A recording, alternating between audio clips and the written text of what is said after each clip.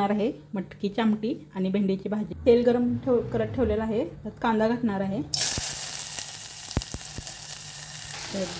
मटकीची आमटी फोडणी घातल्या, त्यात गरम पाणी पण ओतणार आहे मी।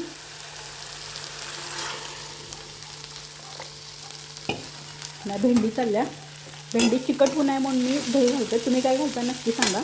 भेंडीची भाजी घातल्या, कढईमध्ये तेल घालून घेतलेलं होतं, त्यात कांदा घातला, कांदा चांगला परतला की भेंडी घातली आणि मीठ घातलं। आता 1 चमचा दही घालून घ्यायचं। दही घातल्यामुळे ना भेंडी चिकट होत नाही। ही बघा भेंडी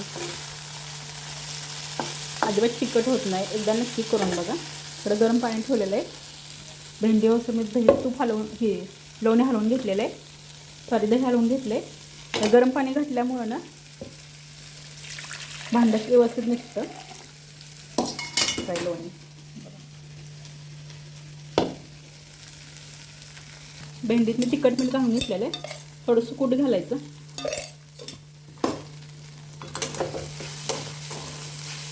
अजिबात चिकट होत नाही, किंवा लिंबू पिळा तरी चालतो, आपल्याला दही नसलं तर लिंबू पिळायचा। भेंडीची भाजी, मटकीची आमटी, भाकरी, भात आणि कढी, सर्वजण या जेवायला।